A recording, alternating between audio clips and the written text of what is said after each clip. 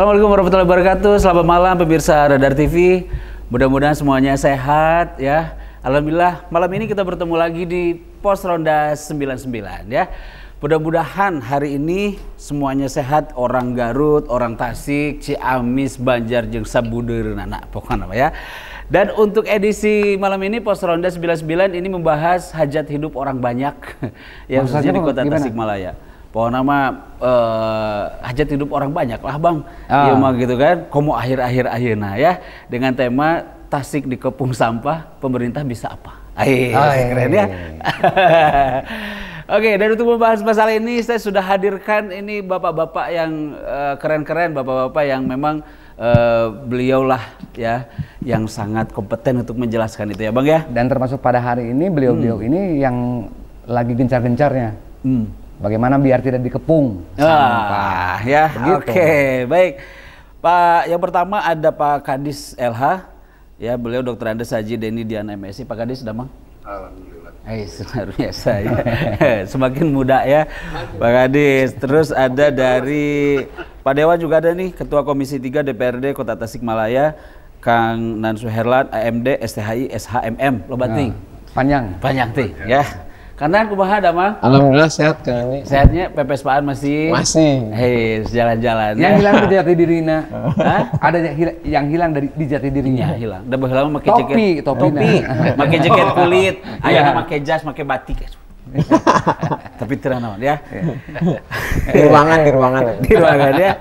Berikutnya ada dari Pak Kasdim 0612 Tasikmalaya, Mayor Infanteri Deni Zainal M. Esos. Selamat malam Pak, sehat? Alhamdulillah. Tiasa Sunda adanya Sami. Beliau ini mantan dan Ramil di Ciawi. Oh iya. Jadi betul-betul di wilayah pedesaan. Oh gitunya? Iya. Justru di pedesaan cenah asal lebih bener sih dibanding jeung di kota. Makanya eta kan suruh Pak Kasdim kayak gitu. Yeah. Jika engke di Kota Tasik itu bakal dibersihkan. Siap ya. Dan beliau the one and only ya. Ada Pak Asda 2 Kota Tasik, Pak Dr. Andes Haji Tedis jadi MPD. Kumaha Pak Asda Damang? Alhamdulillah. Sehat ya? Boleh dipakai mic-nya tuh. Alhamdulillah. Salam sulma. Alhamdulillah saya ya. Bang kumaha ya teh? Soal sampah ya. Pasti ke Pak Kadis dulu. Ya. Karena beliau yang ada leading sektornya. Betul. Pak Kadis soal Kota Tasikmalaya dikepung sampah. Ada peribahasa itu kan seperti itu. Ya. Terus untuk menjawab ini, apa yang mau Bapak sampaikan? Ya, baik. Saya bicara dulu tentang kondisi existing ya. Iya. Berangkat dari situ kita kan. Ya. Betul. Ini ada rumus bahwa setiap orang satu hari itu memproduksi 0,4 kg sampah. Setiap orang ya, bukan satu rumah. Satu orang. Satu orang. Satu orang. Satu orang itu 0,4 kg sampah. Itu 4 ons lah ya. Satu orang setiap hari. Hampir setengah kilo. Oke. Dikonversi dengan jumlah penduduk sekitar 700.000, sehingga diperoleh nilai kasar ya. Jumlah produksi sampah Kota Tasik setiap hari itu 300 ton. Wih, 300 ton bang. 300 ton, berarti per hari teh 3 toronton. Ya, hampir 4 toronton per hari. Baru kita bisa menangani yang per hari itu saat ini baru 214 ton ya per hari. Jadi sekitar 65%. Oke. Ya. Ditangani itu artinya yang baru kita bisa kumpul, angkut, buang ke TPA. Kan setiap truk kita timbang. Nah, setiap truk kita timbang diperolehlah jumlah total harian itu 214 ton lah. Per hari yang bisa kita tangani. Bisa kita angkut begitu. Jadi memang masih banyak sampah produksi warga Kota Tasik yang belum bisa kita tangani. Lantas kemana itu mereka membuang ya, kita akui ada yang dibakar, dibuang ke sungai, kawalungannya, bakar di hutan, gitu. Iya. Ya, jadi itu kondisinya kita baru bisa menangani 214 ton per hari ya. Nah, dengan sarana prasarana kekuatan armada kami itu sekitar yang bisa jalan saat ini adalah 36 unit unit truk ya, itu amrol dan dump truk. Artinya tiap truk itu 4 sampai 5 kubik? 6. Oh, 6 kubik sampah? Satu truk itu 6 kubik sampah. 6 kali 36. Ya. Jadi solusinya dengan keterbatasan sarana itu ya, kami menjadwal untuk pengambilan sampah. Misalnya untuk jalur jalan Siliwangi hari apa, masuk ke perumahan hari apa. Jadi tidak bisa tiap hari kita mengangkut sampah dari perumahan penduduk. Ada yang seminggu 2 kali, seminggu 3 kali, kecuali jalur-jalur protokol memang itu tiap hari ya untuk menangani sampah dari masyarakat begitu. Itu kondisi seperti itu kadang terkendala ketika ada kendaraan yang rusak. Iya. Sehingga kalau ada kendaraan mogok, ada jalur yang tidak bisa dilayani, sehingga ngambil jalur yang lain. Nah, maka itu kadang ada kalanya suka komplain dari masyarakat, ini katanya biasanya jalur hari Rabu diambil kok tidak ada. Mogok berarti tetap Pak Kadis? Mogok, berarti kita harus mengambil dari jalur yang lain. Oh, jadi artinya fenomena sampah ketika katakanlah dengan kata dikepung di sana, itu karena memang armada tidak mumpuni. Tidak cukup. Iya, Pak Kadis, punten motong. Kalau misalnya kondisi saat ini ya, tadi disebut kondisi existing nih, apa ada perubahan signifikan nggak di Kota Tasik? Maksudnya kalau saya sih di lingkungan saya aja Bang, di belakang ya, di belakang Mayasari yang tadinya dulu tuh aman-aman aja padahal. Di mana? Ya di daerah Sukalaya aja. Iya kan? Belakang Mayasari. Nah, tapi sekarang kok numpuk banget ya? Apa ada perubahan pengelolaan atau memang ada pertambahan jumlah sampah yang luar biasa? Yang pertama kembali ke hal yang paling mendasar ya. Setiap hari itu jumlah manusia itu bukan berkurang. Bertambah. Satu orang bayi lahir itu kan sudah produksi sampah. Kempas. Susu kemasan. Satu orang bayi setiap lahir sudah produksi sampah. Nah, kita lihat kan penduduk itu bertambah bukan berkurang. Itu pertama. Sampah setiap hari bertambah, tapi sarana prasarana stagnan. Nah, yang pertama. Yang kedua, kasus di Mayasari, itu kan kita ada penutupan TPS yang di Argasari. TPS kita tutup, Sensor ditutup, sehingga pembuangan sampah dialihkan ke Mayasari. Ya. Karena kenapa kalau begitu membedakan masalah ya? Saya berpikir begini, pada saat itu kan ada 2 titik yang harus kita selesaikan nih. Betul. Daripada dua-duanya menjadi masalah, apalagi yang satu itu kan yang tadi dekat sekolah ya. Pas SD. Pas SD itu kita dikomplain beberapa kali. Kita pindahkan masalah. Paling tidak kita fokus ke satu titik untuk penanganan. Ya. Nah, ini kelantas kenapa terjadi penumpukan atau apa ya? Pertama memang kembali ke sarana prasarana ya. Wadah yang kurang, kontainer. Itu idealnya di situ ditaruh 4 atau 5 kontainer, sekarang paling bisa 2 di situ. Iya, tapi memang masalahnya bukan cuma volumenya Pak Kadis, tapi bau. Polusi. Iya, karena di sana kan banyak kita ada tempat-tempat makan, warung-warung, ada masjid. Sebetulnya kalau misalnya di sana dikomplain, penduduk sekitar sana juga komplain sebetulnya. Kalau saya dengar sih begitu. Iya, karena kan di sana saya tahu persis. Iya, di sana itu Pak Kadis itu daerahnya ada rumah makan aja, bukan rumah makan, warung makan. Warung makan tuh ada beberapa gitu kan. Persis sebelahnya. TPS itu ada sate. Ada sate, ada warung sederhana, ada AGS, iya kan? Ada masjid gitu. Kumaha tuh Pak Kadis itu? Ya memang kami selantas berupaya, kami berupaya supaya tidak terjadi penumpukan, namun karena memang ya itu volume meningkat, sarpas masih tetap, jadi ada kalanya memang kita terlambat untuk penanganan gitu. Tapi ya insya Allah begitu terjadi penumpukan yang dulu berluar biasa, solusi terakhir adalah menyewa alat berat. Menyewa alat berat, melakukan operasi khusus di situ untuk penanganan gitu. Nah, namanya operasi berarti kita mengumpulkan beberapa armada, dari barang 5 atau 10 kendaraan ke situ, mengangkut sampah, berarti ngambil dari jalur-jalur yang ada atau menunggu selesai beroperasi kita ke situ. Dan tidak bisa diangkut oleh manusia, dipindahkan, itu harus dengan alat berat ya. Kita sewa betul. Iya, dan di Tasik juga ini kan sebagai itu ya Bang ya leading sektornya, terus tapi juga ada Satgas. Ya, ada Satgas Tasik Resik. Tasik Resik, ya.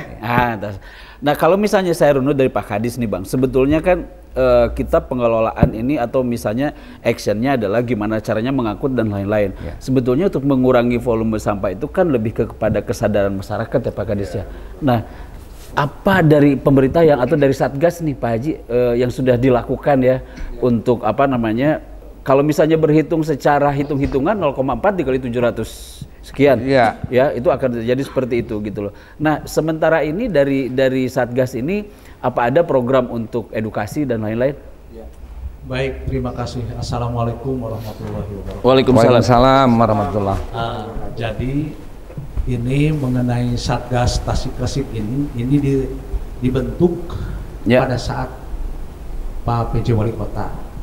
Ya. Pak PJ Wali Kota. Setelah ada fenomena sampah meluber ini. Kebetulan beliau pada saat hari pertama datang ke Kota Tasikmalaya, beliau melihat bahwa ternyata ini sampah itu menjadi suatu hal yang sangat penting sekali untuk beliau selesaikan, kurang lebih seperti itu. Nah, kemudian di hari berikutnya kita kumpul ya Pak Kadis ya, kita dikumpulkan, kemudian melihat apa yang tadi disampaikan oleh Pak Kadis, oleh Pak Kadis, yaitu jumlah bulan sampah itu adalah seperti itu. Bahkan kalau bila perlu, kalau saya tambahkan itu ada data tahun 2021 itu jumlah sampah itu di Kota Tasikmalaya itu hampir 315 ton per hari ya. Kemudian naik menjadi 319 ton tahun 2022. Tadi sampaikan oleh Pak Kadis, tahun ini aja ini kecenderungannya karena jumlah penduduknya bertambah banyak. Kalau dihitung-hitung itu sekitar 323 tonan ini per hari. Ya. 323. Sedangkan tadi kata Pak Kadis, armadanya itu tidak bertambah, gitu ya, berkurang. Karena apa? Karena ada juga yang rusak. Oleh karena itu, dalam rangka membantu tugas Dinas Lingkungan Hidup, maka dibentuklah tim Satgas Tasik Resik. Tim Satgas Tasik Resik itu terdiri dari siapa saja? Yang pertama, seluruh Forkopimda masuk, dari mulai Brigif, dari Kodim, kepolisian, kemudian kejaksaan, bahkan dari BI juga, pondok pesantren, forum pondok pesantren masuk, para kepala dinas masuk, para kabag masuk, Karang Taruna juga masuk, dan lembaga-lembaga yang lain juga masuk untuk bersama-sama. Karena apa? Karena ini Tasik ini sampahnya begitu banyak, kurang lebih adalah seperti itu. Nah, pertanyaannya nih, apa sih tugas daripada Satgas Tasik itu? Nah, di dalam SK itu dituangkan intinya ada 2 tugas sebetulnya. Yang pertama yaitu bagaimana menanggulangi sampah itu sendiri, di mana banyak sampah yang tadi yang berserakan itu, dan yang kedua bagaimana mengurangi sampah. Pada saat berbicara bagaimana menanggulangi sampah, karena apa? Karena sekarang itu banyak TPS liar. Oleh karena itu fokusnya kita dengan Pak dari Dandim, dari pokoknya semua sektor itu masuk membersihkan, yaitu apa? TPS liar. Yang jumlah yang teridentifikasi itu ada 48 TPS liar. Dari TPS itu kita masuk pada hari Jumat, mulai jam 8 sampai dengan selesai, kurang lebih seperti itu. Nah, contoh, saya ambil contoh. Pak Asda punten, Abi motong. Kenapa ada TPS liar? TPS yang kenapa mereka sampai ke TPS liar? Belum. Nanti akan dijelaskan. Jadi malah Pak Gedang. Malah beda jeung guru. Jadi TPS liar itu ternyata ada 48. Ais silabusna. Iya. Dari TPS liar itu ternyata banyak warga itu yang membuang sampah itu sembarangan. Padahal ada TPS yang legal yang sudah disiapkan oleh Pak Kadis. Betul ya Pak Kadis? Tetapi warga mungkin disinilah kita perlunya melakukan edukasi kepada masyarakat. Akhirnya mereka membuang sampah di mana saja. Ada orang lain membuang sampah lagi, akhirnya seolah-olah berjugalah itu. Dan kita anggap itu ada TPS ilegal dan kita clearkan. Dan alhamdulillah saya pikir 80% beres. Hanya ada dari TPS ilegal, walaupun oleh teman-teman dari SKPD dan juga dari semua Forkopimda itu sudah dilarang buang sampah di sini. Tapi ternyata apa?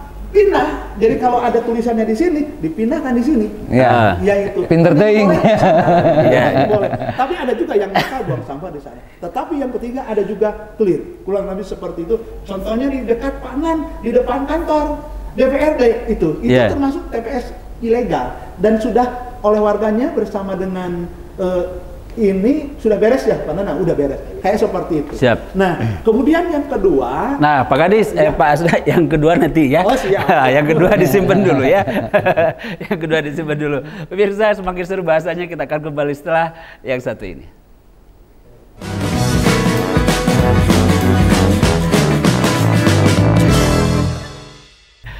Baik, kembali lagi di Pos Roda 99 masih dengan tema Tasik dikepung sampah, pemerintah bisa apa gitu ya? Iya. Oke, kita langsung ke Pak Asda lagi. Pak Asda, mangga nomor 2 apa? Ya. Tadi kan bagaimana upaya penanggulangan gitu ya. Oke, baik. Kemudian yang kedua, kalau hanya berbicara penanggulangan dari TPS liar, itu hanya memindahkan saja. Dari TPS liar ke legal kan, makanya tadi seperti yang disampaikan oleh Pak Kadis, nomor 1 clear, contoh yang di depan SD Argasari, tetapi hanya pindah saja ke Mayasari sehingga akibatnya di Mayasari menjadi bertambah banyak. Nah, ada tugas yang kedua yaitu apa? Bagaimana berupaya untuk membantu dinas lingkungan hidup itu mengurangi sampah, mengurangi sampah. Nah, karena kita tahu bahwa sampah itu hakikatnya ada 2. Ada sampah organik dan ada sampah anorganik. Ya, bukan sampah masyarakat. Nah, sampah organik dan sampah anorganik. Kalau sampah organik itu sampah yang berasal dari makhluk hidup, dari sisa makanan kayak seperti itu. Nah, diorientasikan itu adalah untuk bisa dirubah menjadi pupuk atau keinginan Pak Wali selain pupuk itu kepada Magot. Nanti nih Pak Aslim, kampiunnya nanti beliau Magot Magot gitu ya. Kemudian yang kedua yaitu sampah anorganiknya. Sampah anorganiknya yaitu karena bisa saja ini dari plastik, dari logam, kaleng, karet dan sebagainya yang tidak bisa diolah secara alamiah, maka ini masuklah ke bank sampah. Dan kalau diolah itu bisa menghasilkan cuan. Ini pun yang sampah organik itu salah satunya kan pupuk, kita sudah tahu ya. Pupuk itu kan pasti menghasilkan uang.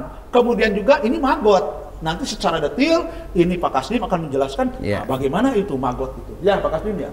Jadi Pak PJ Wali Kota mengharapkan dari Magot ini, dari pupuk ini, kemudian dari sampah-sampah anorganik ini justru nantinya akan bisa menghasilkan uang sehingga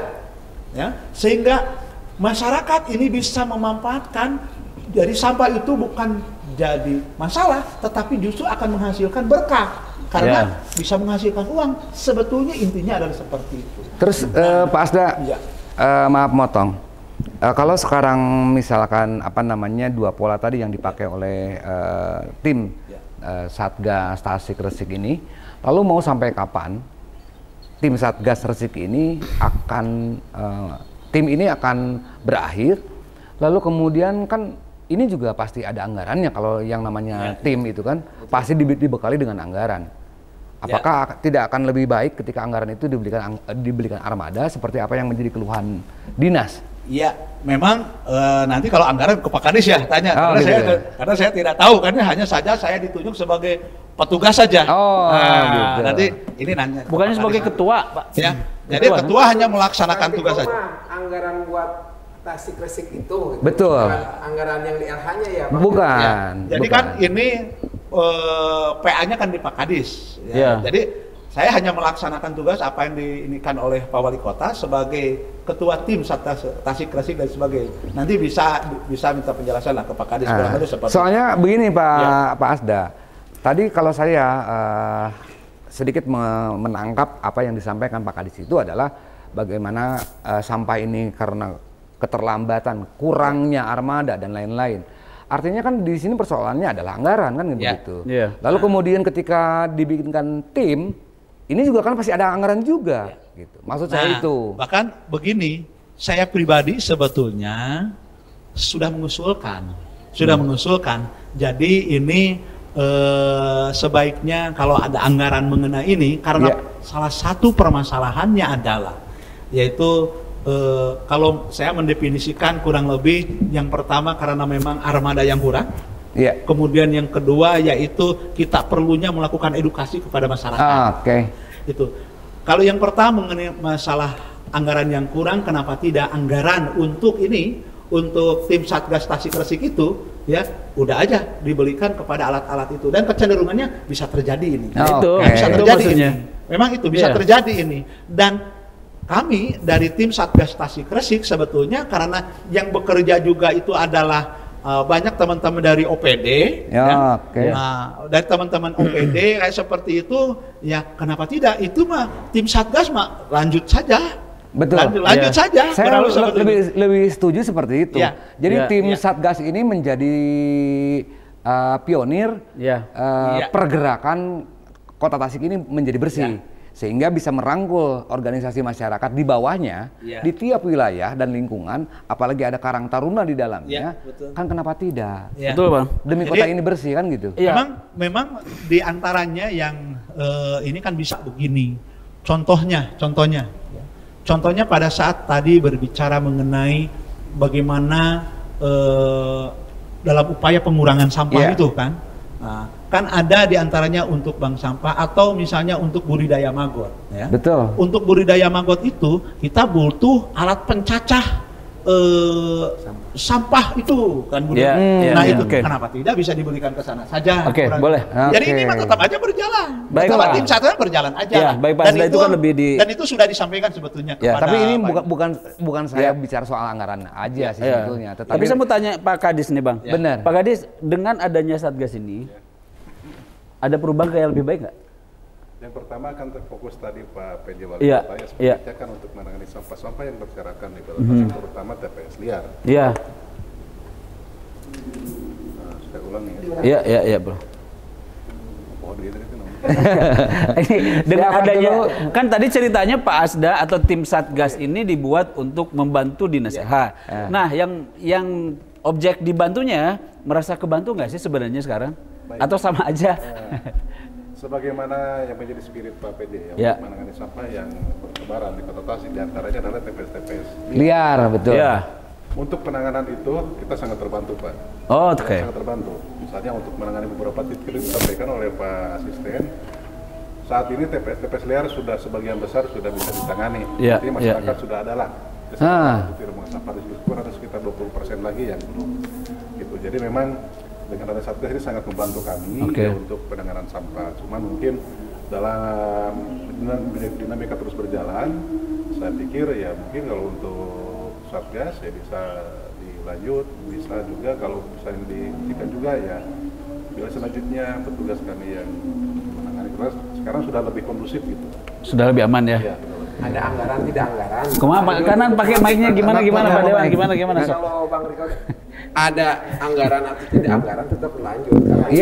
Tadi kan sudah dijawab oleh Pak Asda karena ini itu harapan masyarakat. Gerakan kesadaran aja. Betul. Sebagai tanggung jawab moral. Begitu kan? Betul. Lanjut Pak. Ini kan sebetulnya kalau saya itu satu sisi melihat itu adalah bagaimana memberikan contoh gitu. Itu kan intinya gitu. Itu kan ditiru kan orang itu lebih mudah untuk melihat langsung dengan mata gitu mereka. Nantinya harapannya kan masyarakat yang di sana itu memberi kesadaran dalam artian kan yang buang itu setahu saya kan orang yang lewat rata-rata di tempat pembuangan sampah ilegal itu kan bukan warga setempat. Tidak mungkin, saya bilang malahan pernah ada yang menyampaikan seperti ditegur Bapak itu marah, pernah sampaikan masyarakat ditegur oleh masyarakat, kalau rumah Bapak ya disimpan sampah bagaimana Bapak hatinya? Senang? Tidak. Ya sama, orang lain juga sampai seperti akhirnya dengan bahasa hati. Berkenan tidak Bapak rumahnya? Nah itu kan akhirnya, ya enggak lah sama gitu kan. Awalnya tidak berkenan, ditegur jangan buang sampah di sini bukan tempat sampah kan. Ada kejadian seperti itu yang menyampaikan kepada saya.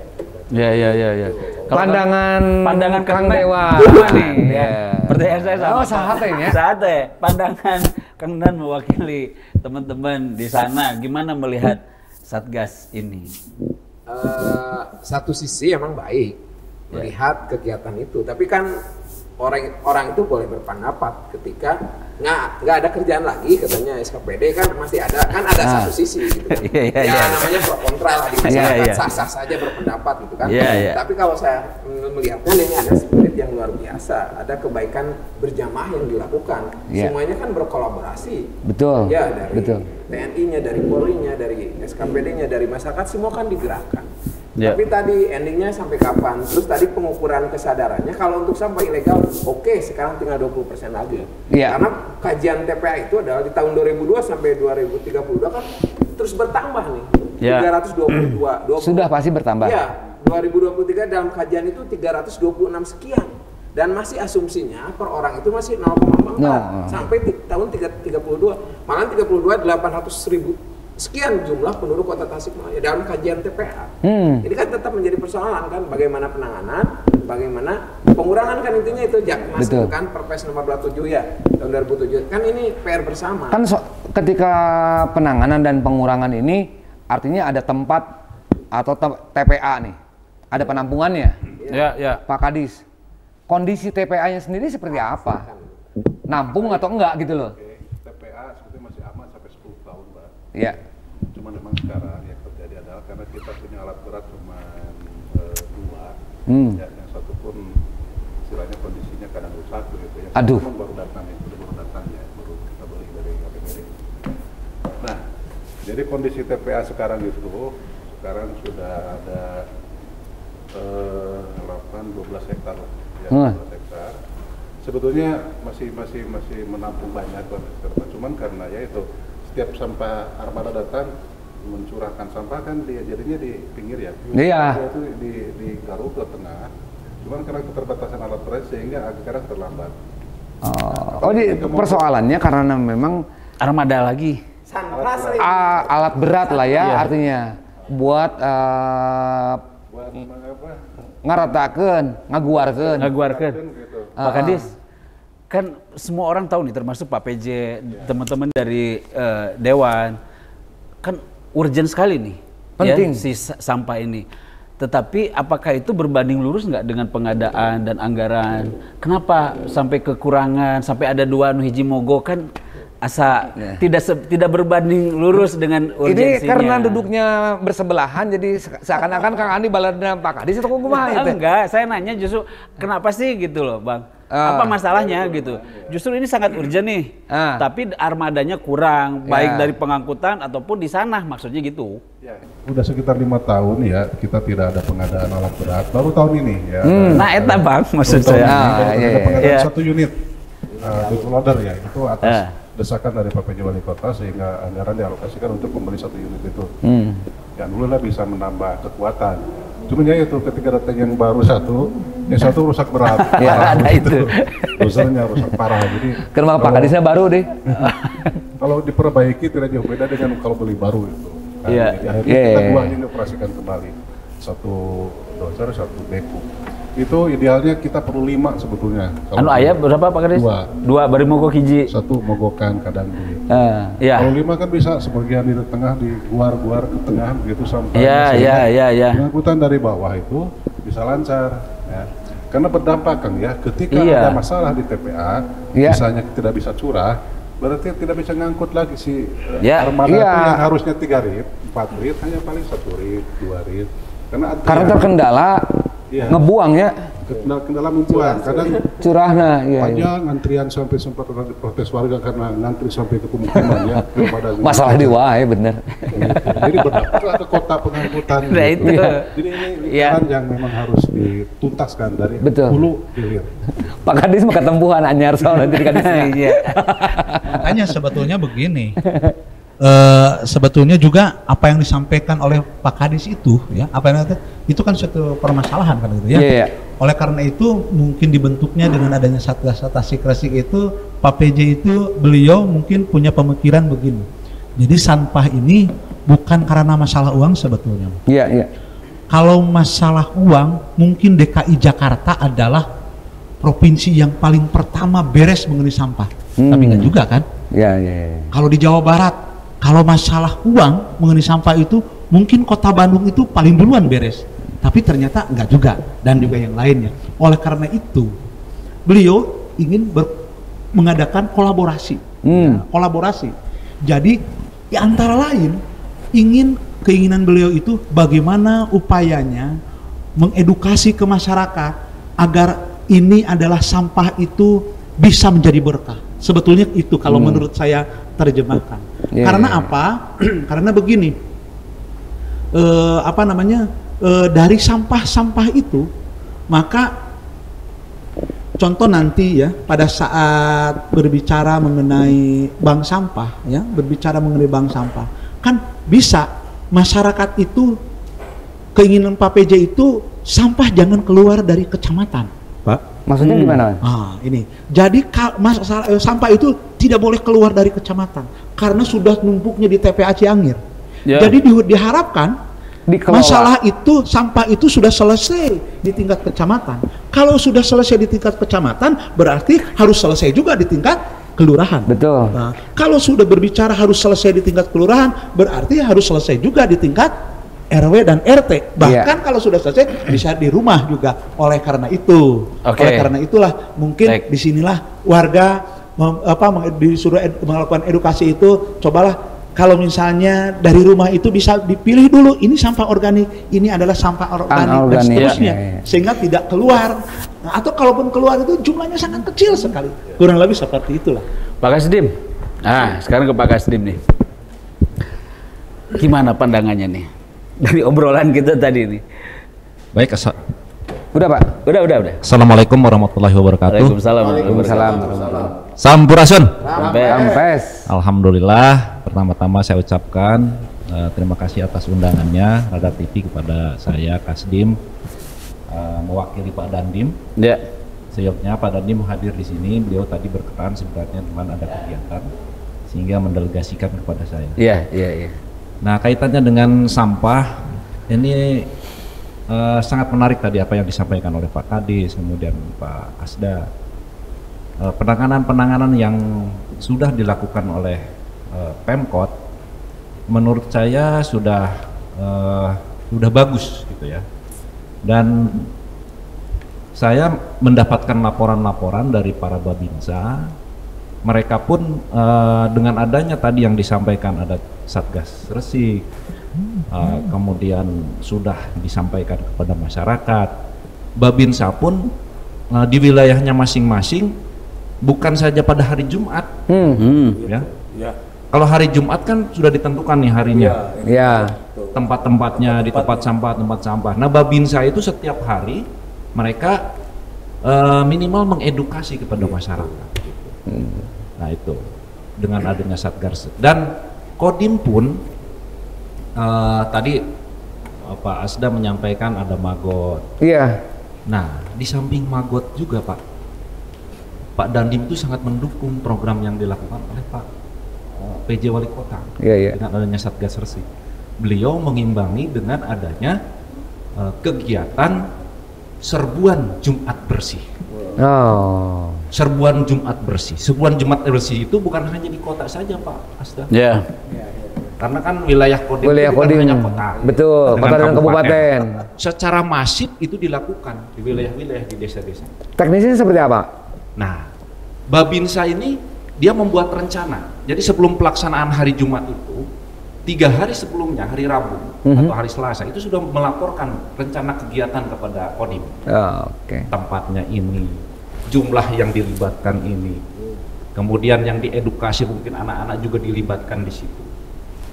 Babinsa mengedukasi kepada masyarakat dan mengajak kepada masyarakat untuk melaksanakan pembersihan khususnya di hari Jumat.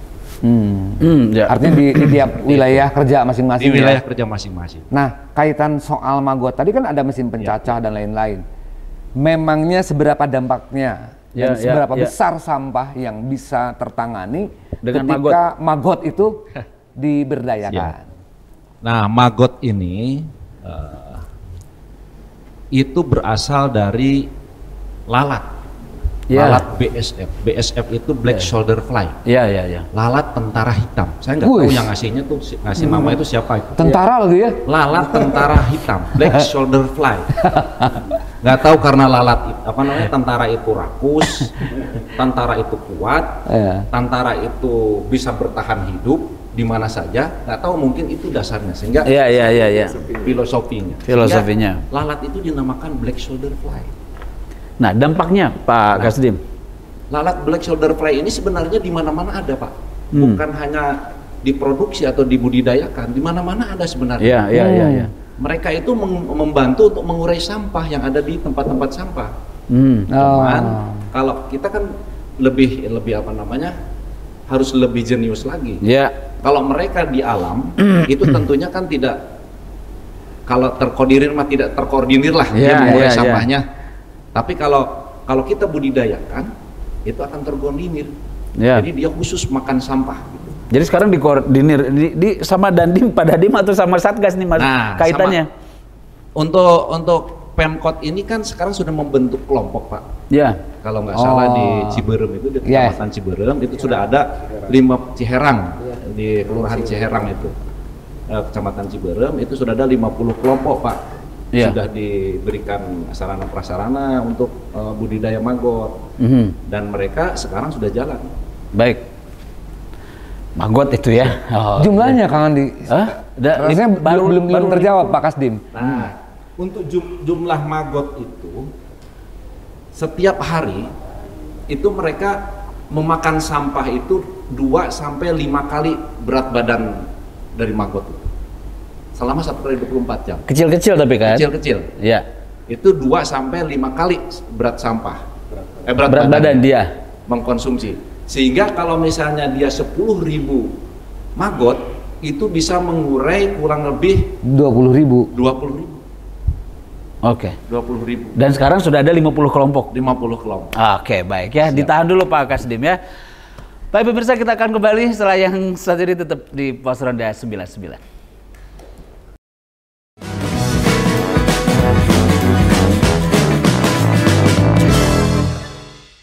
Baik, kembali lagi di Pos Ronda 99 dengan tema Tasik dikepung sampah, pemerintah bisa apa ya. Kita kembali ke Pak Kasdim. Pak Kasdim, maggot nih ya.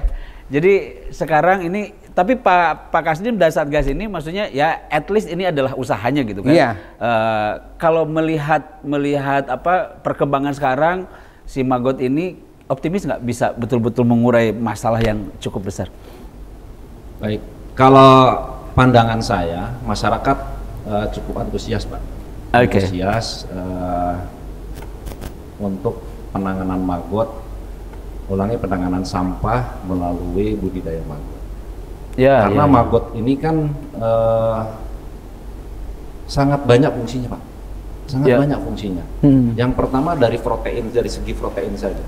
Untuk maggot ini ada yang mengatakan bahwa maggot ini full protein. Bisa dimakan? Bisa dimakan. Kalau ada contohnya saya berani makan. Aduh, rada ngeri ya. Rada ngeri. Proteinnya. Karena proteinnya tinggi. India. Iya. Kalau saya baca di di selebaran itu atau saya lihat di YouTube itu, India, Malaysia, maggot itu sebagai sumber bahan baku burger. Iya. Karena proteinnya yang cukup tinggi. Asal teka bayang itu ya, mangga ngaleut maggot. Asal udah ngeri-ngeri sedap. Siap, oke Pak. Siap. Tapi keren. Tapi baru dikembangkan di Ciherang saja. Oh banyak. Sebenarnya untuk di Ciherang ini yang dapat perhatian khusus dari Pemkot. Diberikan sarana prasarana, diberikan modal. Tetapi masyarakat yang lain pun sudah ada, Pak, di wilayah-wilayah lain. Pak Kasdim, itu berapa nilai efektifnya kalau misalkan sampah yang jumlahnya tadi, lalu ketika dibikinkan 50 kelompok ini, sudah bisa menangani berapa sampah? Paling tidak mengurangi sampah di Kota Tasikmalaya. Nah ini, kalau kita secara teorinya, Pak, sampah yang ada di kita ini bisa ditangani oleh maggot dalam waktu 24 jam dengan jumlah maggot 10.000 ekor dapat mengurai kurang lebih 5 kilo sampah organik. 10.000. 10.000 itu sedikit Pak. Ya kecil sedikit itu 10.000 itu. Iya. Kalau misalnya saya menetaskan dari 1 gram telur saja, 1 gram telur lalat BSF itu bisa mencapai 32.000. Oh, lalat. Lalat BSF. Tentara itu ya. Tentara. 32.000 kalau tadi perbandingannya 10.000 berarti sehari bisa berapa kilo? Oke. Selama 1 kali 24 jam. Baik Pak Kasdim, nyambung nih ya. Itu kan program di Mahgotnya nih. Ngomong-ngomong apa kabar untuk bank sampahnya Pak Kadis? Oke, bank sampah. Tahun lalu, tahun 2022 kami dari RW telah berkoordinasi dengan Pak Wali Kota itu Pak Wan Yusuf. Ya. Membuat satu fenomena ya, terlebih untuk tujuan kami mengurangi timbulan sampah. Ya. Jadi telah membuat edaran wali kota ke kelurahan wajib membentuk satu bank sampah satu. Dan tahun ini sudah mulai direalisasikan, Pak, beberapa kelurahan sudah mulai membentuk satu kelurahan disupport oleh anggaran dari dana kelurahan. Jadi insya Allah mudah-mudahan dengan bank sampah ini karena itu cukup efektif Pak. Efektif mengurangi timbulan sampah. Betul. Yang kedua memberikan ekonomi sirkular ya. Iya, iya. Ketiga tentunya ya mengurangi pengurangan sampah ya, selain edukasi masyarakat. Jadi memang kalau misalnya saat ini saja bank sampah bisa betul-betul masif dan kita konsisten, insya Allah kalau petugas kami, kita punya petugas yang profesional Pak, staf LH yang selalu menjadi narasumber, tutor ya, untuk membina di setiap kelurahan, itu insya Allah kita akan ada peningkatan pengurangan setiap tahun. Pak Kadis, mungkin ada pemirsa yang belum tahu nih ya, apa itu bank sampah, bentuknya dan teknisnya seperti apa tuh bank sampah? Bank sampah itu tidak berbeda dengan bank konvensional lain. Ayah nasabahna berarti ada kan dia. nasabah kan, ada nasabah. Sama ada nasabahnya. Ada nasabahnya. Iya. Hanya bedanya kan kalau di bank sampah yang ditabungannya itu sampah ya, kertas, kemasan minuman. Artinya sudah dipilah dulu. Sudah dipilah dulu dari anorganik tadi. Yang anorganik berarti. Anorganik ya. Iya. Jadi sampah kering ya, sampah terpilah. Iya. Ini nilai ekonomis. Misalnya plastik, kertas, beling, itu punya nilai ekonomis itu. Bahkan pokoknya berbagai plastik lah. Itu dibawa oleh masyarakat ke bank sampah, misalnya katakan satu kresek nih. Iya. Pak, saya mau nabung nih. Nah, oleh petugas bank sampah itu ditimbang. Iya. Dipilah kasar ya, misalnya plastik, bekas minuman kemasan berapa kilo, ini berapa kilo. Terus dicatat, dikonversi. Misalnya 1 kilo minuman kemasan berapa nih? Oh iya. Misalnya tulis 3.000. Jadi si bank sampah ini tidak berbeda seperti pengepulnya rongsokan kayak gitu. Ya bisa. Kalau pengepul kan cash and carry ya. Iya. Jual dapat uang. Oh iya. Kalau itu ini nggak dikumpulin. Di rekening. Jadi bisa artinya begini. Ada program dong dari ini. Seperti Kang Dewan misalkan ada program-program dari bank sampah, otomatis kan orang itu kan akan berharap. Ada katanya Bang. Ada katanya Pak Kadis. Seperti apa tuh? Ada. Jadi begini. Ya. Jadi perlu dibedakan antara, memang sih sebagai masyarakat benar kan ya. Itu benar itu. Iya. Langsung uangnya. Oh itu mas. Iya maksudnya teh. Bukan pengepul. Itu kan untuk edukasi aja. Iya. Menyimpan. Iya.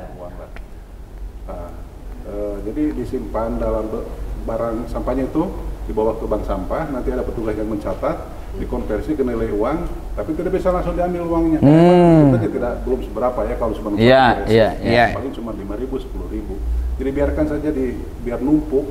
Nah, biasanya yang terjadi di Tasik itu biasanya untuk bayar PBB. Konversinya ke sana ya. Itu yang sudah mengkonversi untuk misalnya dengan gas tabung gas. Jadi untuk gas tidak perlu beli lagi. Atau lagi nanti untuk lebaran. Nah, lebaran baru buka tabungan gitu. Kalau enggak juga ngani buat iuran BPJS. Iya benar. Pak Kadis. Itu benar juga. Si bank sampah itu terpusat berarti di satu tempat. Iya. Oh berarti mereka kalau misalnya mau ke sana kalau rumahnya agak jauh, agak males misalnya, tapi nggak dibikin di beberapa, misalnya di KRT-an gitu. Ya maka itu ada yang di setiap RW ada. Nah ya. itu, ya. Nah, satu RW ada.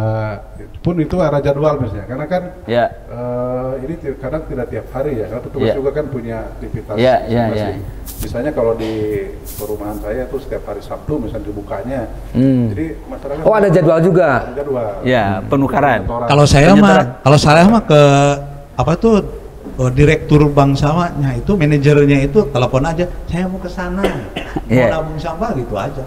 Iya. Itu gimana tergantung dari pengurusnya lah. Iya. Selama ini masyarakat tertarik nggak Pak Kades?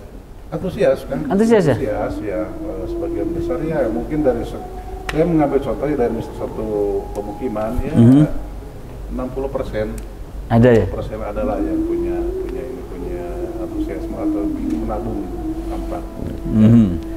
Dan atau bisa juga ya Pak Kadis, dari misalnya di perumahan itu dia tidak, karena jauhnya dan malas dan sebagainya, tapi disedekahkan.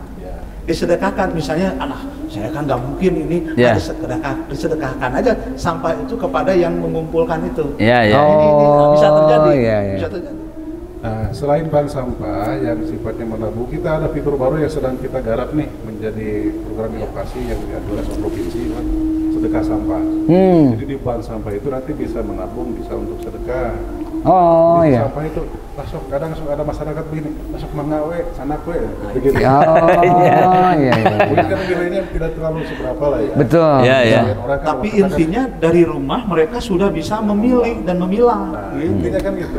Tapi tidak menutup kemungkinan loh ketika siapa saja orang yang sedekah, lalu kemudian nanti direktur bank sampahnya itu kaderisasi orang, lu jadi kurir aja, tuh kan lumayan. Jadi si kurir ini dapat imbalannya dari orang-orang yang sedekah itu. Sah kan kalau begitu ya? Sah, sangat sah kan nih. Bener. Ya kan paling tidak mengurangi pengangguran. Jadi saya kasih sedikit contoh ya.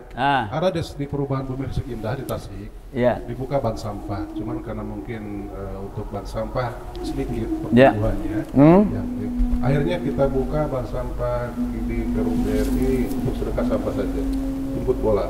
Berikan karung, silakan sampah terpilah, sampah kering masukkan karung. Setiap bulan kita ambil, itu hasilnya lumayan. Sebulan dapat 800.000 ya. Itu nanti hasilnya sebagian untuk itu yang pungut, untuk kebersihan lingkungan. Upah pungut itu ya. Iya. Kang Dewan barangkali mau menambahkan soal bank sampah ini. Baik. Kalau kami dari Komisi 3, kebetulan kan mitra kerja, kami baru kemarin kita kan melaksanakan lomba bank sampah untuk mengapresiasi terhadap para penggiat bank sampah. Tadi kan sudah disampaikan bahwa sampah menjadi berkah. Tadi bisa gas, malahan bisa menjadi, dari sampah bisa emas, bisa kurban, kan luar biasa. Dan kemarin juaranya kan luar biasa, konsisten istiqomahnya kan proses. Juara apa nih? Biasa. Juara lomba bank sampah. 23 bank sampah lah yang diikuti dari sekian, karena itu yang istiqomah dan itu ada kreativitas inovasi. Sampai itu dari setiap kelurahan atau apa? Yang belum, kan itu surat edaran, tetapi mau yang punya yang sudah jalan. Jadi lomba bank sampah ini belum secara menyeluruh di Kota Tasikmalaya? Belum, itu baru 23. Kalau kita perwakilan satu kelurahan itu kan 69 kan belum keterwakilan. Itu ya. Mudah-mudahan dari sana kan ini kan surat edarannya sudah per kelurahan supaya nanti targetnya kita ingin bahwa satu kelurahan itu minimal 2. Iya. Lanjut. Itu kemarin lomba sampah dikaitkan dengan kegiatan otomotif kan hadir di mana tuh kita siar dakwah terkait dengan bank sampah gitu. Bagaimana penanganan sampah yang tadinya dan sebagainya tapi tidak diberkah. Itu terbukti kan, diapresiasi dan luar biasa. Di momen kemarin kasih kirim ke PSP di Jambore Otomotif Tasik. Itu momen kan kolaborasi lah. Kolaborasinya. Benar. Dinas Lingkungan Hidup dan Pariwisata. Karena orang yang berkunjung kan intinya kan kedatangan saja kalau dari otomotif makan. Ini kita mana nanti Terus pameran diberikan pameran ini loh, produk Tasik, ada UMKM, ada kuliner seperti itu aja. Pak Kadis, kenapa belum keseluruhan nih ada bank sampah? Kendalanya apa ya kira-kira? Oke, jadi kalau tahun kemarin kan belum terus terang ya dari pemerintah, dari katakan dari dana kelurahan belum ada alokasi untuk mensupport itu. Iya. Nah, tahun ini baru saya suka cerewet ini ke Pak Dewan, bantu Pak Dewan lah untuk Pak Dewan. Dana ininya apa namanya tidak ada namanya buat masyarakatnya RSSK atau apa? Okir untuk dirikan bank-bank sampah gitu. Iya. Kan bank sampah perlu sarpras juga Pak. Betul. Timbangan, perlu keranjang sampah, perlu perantainya lah. Tempat penampungan lah ya minimal. Minimal katanya buat terpal buat apa begitu. Iya. Kendala memang ada masyarakat yang punya kepedulian kesadaran tapi tidak punya tempat. Tidak ada yang mensupport, tidak ada yang mendanai misalnya begitu. Atuh Pak Dewan, banyak 5 tahun teteh bisa nyen 68 bank sampah. 5 tahun, serek ngesan dia. Kemarin kegiatan itu ya kita berkolaborasi kan saya. Iya. Kalau dari Komisi 3 ini alhamdulillah sudah support Pak. Oh sudah. Iya, berarti kalau saya mah kan ada aspek bisnis nih dari sampah ini rada tertarik. Pertama soal bank sampah, yang kedua soal maggot. Kalau saya menjadi pembudidaya maggot itu, Pak saya mau jualnya kemana Pak? Nah, kemarin itu kan khususnya yang sesuai dengan program dari PJ. Iya. Itu ada di Desa Ciherang ya, sudah ada 150 keluarga, ada berapa kelompok itu. Sekarang sudah terbentuk 150 keluarga dia memproduksi maggot. Dan itu semuanya ditampung ke Koperasi Kodim. Oh jadi dijual ke Koperasi Kodim. Koperasi Kodim. Itu berapa tuh? Pak maggotnya yang dijual. Maggot itu kan sangat bernilai Pak. Bisa juga dikonsumsikan kepada hewan ternak sendiri. Iya. Kita punya kambing gitu ya. Unggas. Ikan. Unggas itu ayam, bebek, entok, boleh itu. Bisa mau ikan. Nah, itu boleh dikonsumsikan di rumah sendiri. Tapi Pak kalau Kasdim, misalnya berlebih bisa dijual. Iya, maksudnya dijual per kilo dihargai berapa gitu? Per kilo itu kalau kita terima 6.000. 6.000 per kilo. 6.000. Sebetulnya Kodim ini membeli harga itu cukup tinggi Pak. Pak Asda, Pak Kadis juga tahu bahwa sebenarnya harga pasaran itu antara 4 sampai 5.000. Kenapa Kodim ini membeli dengan harga tinggi? Nah, kita tujuannya adalah untuk memotivasi kepada masyarakat supaya dia. Itu sudah berapa lama Pak berjalan? Sudah berapa lama Pak Kadis? 3 bulan. Lebih 3 bulan. Di Ciherang ya.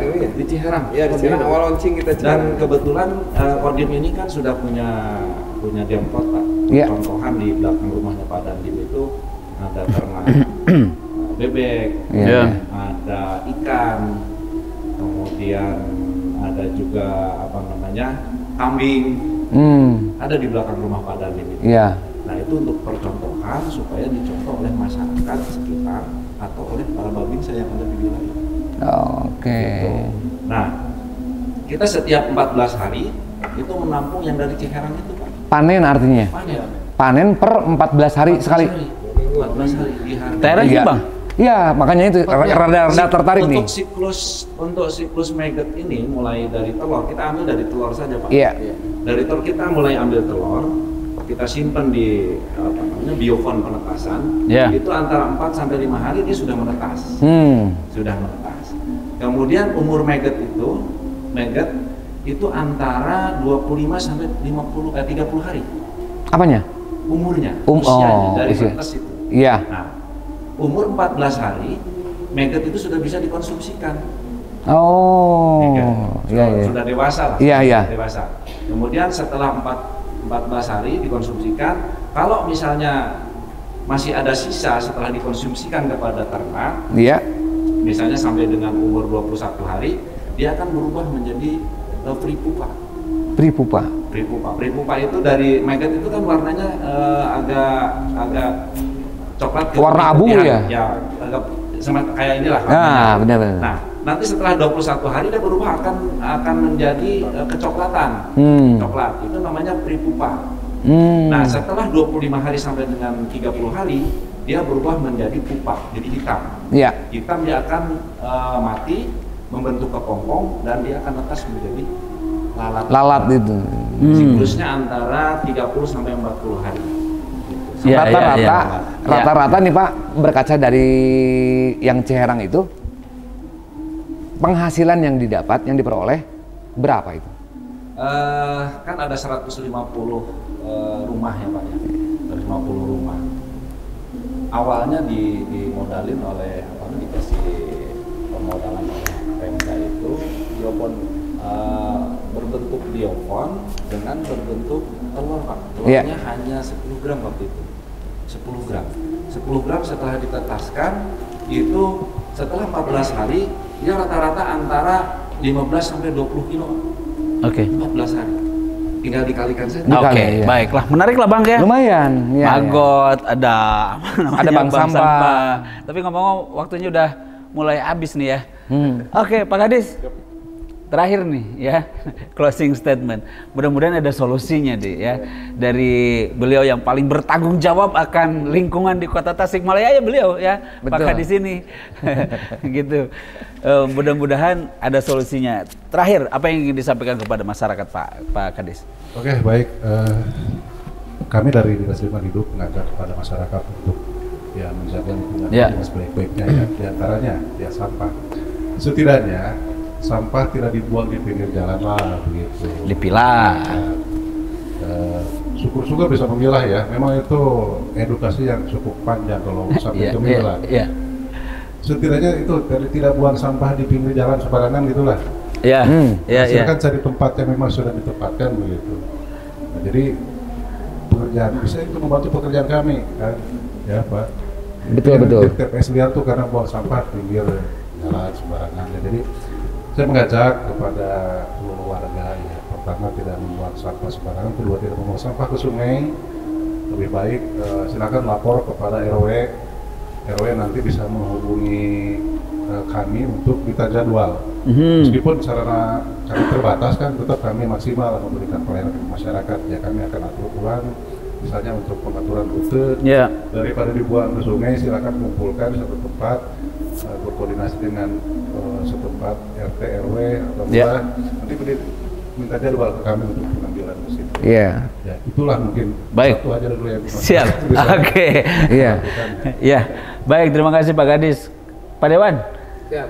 Terakhir, singkat aja. Ya, terkait dengan tadi meskipun masih kekurangan dengan anggaran sampah, tapi kita tidak boleh hilang semangat terkait dengan bagaimana mencintai kampung halaman kita, membangun kesadaran, dan itu budaya ini kan diciptakan dan dipaksakan. Harapannya kan bagaimana Gemak dulu kan waktu saya kecil ada jumsi di tiap RW itu sekian aja sudah cukup lah. Karena kita punya aktivitas, tapi kan yang penting istiqomah, konsistensinya, komitmennya untuk kampung halamannya. Kita berangkat dari kampung halaman kita masing-masing. Jumsi ya? Jumsi itu kan sudah waktu saya kecil itu sudah. Sekarang sudah rebut. Itu kan gotong royong tuh. Iya. Gotong royong. Siap Pak Dewan. Ya, terima kasih. Pak Kasdim, monggo Pak Kasdim.